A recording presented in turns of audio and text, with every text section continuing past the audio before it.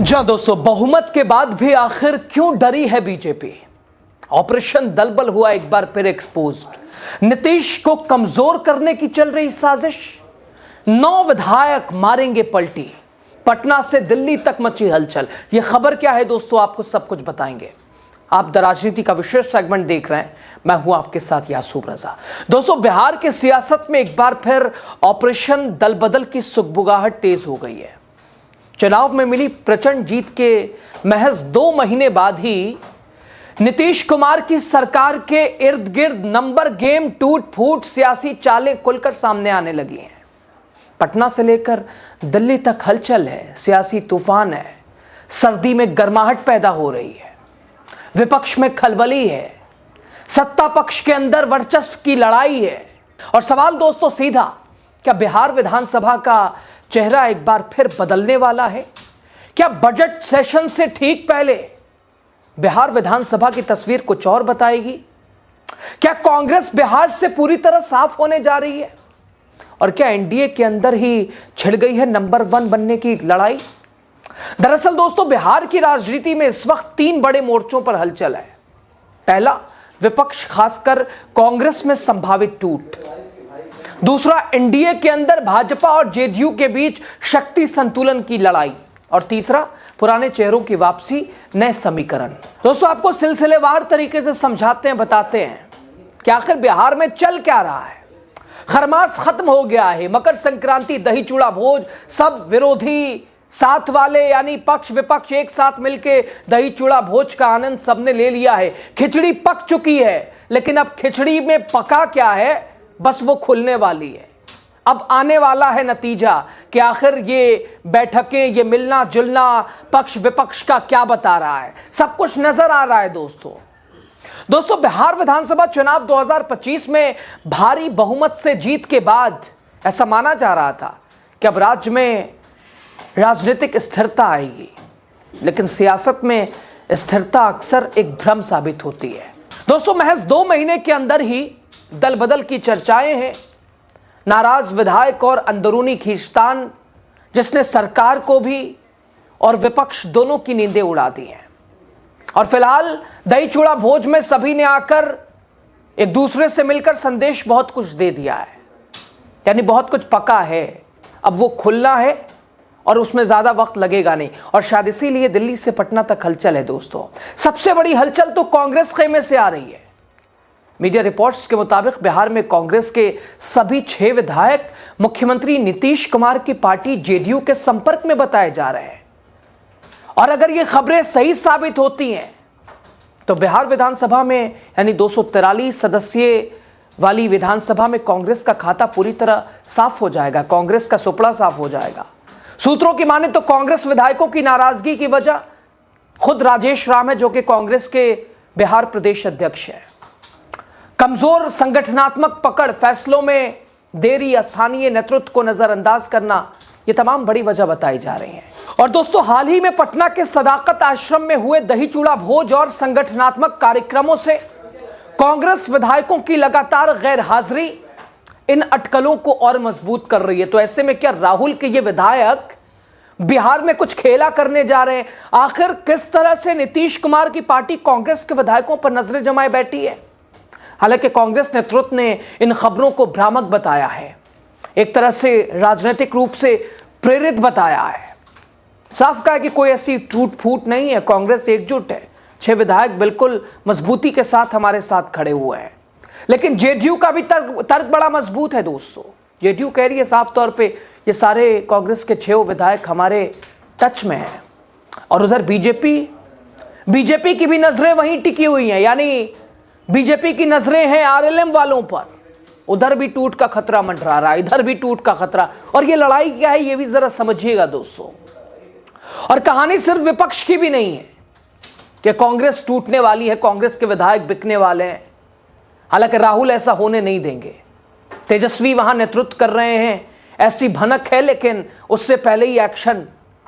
उधर सत्ता के गलियारों में भी सब कुछ बिल्कुल ठीक ठाक नहीं है दोस्तों, सामान नॉर्मल नहीं है। एनडीए के अंदर ही नंबर गेम होड़ खुलकर सामने आ रहा है, नंबर गेम की होड़। एनडीए में इस वक्त 2 बड़े खिलाड़ी हैं, भारतीय जनता पार्टी और जनता दल यूनाइटेड। विधानसभा में भाजपा के पास, जिसने 2025 के चुनाव में जो नतीजे आए, बीजेपी को 89 सीटें मिली, जेडीयू को 85 सीटें मिले, और दोनों की नजरें अब हैं नंबर 1 बनने पर, बड़े भाई वाली भूमिका पर। और 10 विभाग का बंटवारा भी होना, इसलिए उसको लेकर भी प्रेशर लगातार कि हमें ज्यादा मिले, हमें ज्यादा मिले, मेरा कद बड़ा हो, मेरा कद बड़ा हो। और इसी क्रम में एक और बड़ा नाम सामने आता है दोस्तों, उपेंद्र कुशवाहा और उनकी पार्टी राष्ट्रीय लोक मोर्चा आरएलएम। 4 में से 3 विधायक रामेश्वर महतो, माधव आनंद और आलोक कुमार सिंह भाजपा के संपर्क में बताए जा रहे हैं। लगातार कई ऐसी खबरें, पार्टी भोज में नहीं पहुंचना, दिल्ली आके पार्टी का भोज छोड़ के बीजेपी के राष्ट्रीय कार्यकारी अध्यक्ष से मिलना, और लगातार बीजेपी एनडीए की तारीफ गढ़ना, आरएलएम का जिक्र नहीं करना उपेंद्र कुशवाहा, और नाराजगी की बहुत सारी वजहें भी हैं। सबसे बड़ी परिवारवाद, आरएलएम में असंतोष की बड़ी वजह यही है। उपेंद्र कुशवाहा दूसरी चुके बेटे को, दीपक प्रकाश को कैबिनेट में शामिल करा दिया। हालांकि बहुत सारे तीनों विधायक आस लगाए बैठे थे कि शायद अगर जगह मिली तो हमें भेजा जाएगा, और नाराजगी है। और बीजेपी ने इन विधायकों पर नजरें जमाई हैं, यानी बीजेपी भी गेम प्लान अपनी लगातार तोड़ जोड़ वाली उसमें लगी हुई है। उधर जेडीयू भी अपने आप को बड़ा साबित करने के लिए कांग्रेस के विधायकों पे नजरें जमाई। उधर बीजेपी जो कि मायावती के इकलौते विधायक पर भी नजरें जमाए बैठी है। यानी ये नंबर गेम साफ समझ आ रहा है, बड़े छोटे की लड़ाई बिहार में कितनी महत्वपूर्ण है। भाजपा की रणनीति साफ है दोस्तों, वो अपनी संख्या बढ़ाना चाहती है, बढ़ाकर एनडीए में अपना दबदबा और मजबूत करना चाहती है। और 10 विभागों का अभी बंटवारा भी होना है, उसको लेकर भी ये एक क्रिया या प्रतिक्रिया इसे समझ लीजिए। दूसरी तरफ जेडीयू कांग्रेस विधायकों पर नजर, ताकि भाजपा से आगे निकलकर गठबंधन में फिर से अपनी जगह, अपनी मुख्य धुरी बनाई जा सके, इसलिए नीतीश टीम भी लगातार प्रेशर बनाती नजर आ रही है। और इस सियासी उठापटक के बीच एक पुराने चेहरे की वापसी की भी चर्चा है दोस्तों। राजनीतिक गलियारों में गूंज रही है यह आवाज। पूर्व केंद्रीय मंत्री आरसीपी सिंह नीतीश से कभी नाराज हुए और सबसे भरोसेमंद माने जाते थे। 2022 में पार्टी से बाहर गए और जाने के बाद प्रशांत किशोर की जनसुराज से जुड़े, लेकिन अब उनकी जेडीयू में वापसी की अटकलें तेज हो गई हैं। हाल ही में एक कुर्मी सम्मेलन में नीतीश कुमार के साथ उनकी मौजूदगी ने इन चर्चाओं को और तेज कर दिया है। उधर राजनीतिक विश्लेषकों का मानना है कि आरसीपी सिंह की वापसी जेडीयू के सामाजिक समीकरणों को फिर से मजबूत करने की कोशिश हो सकती है।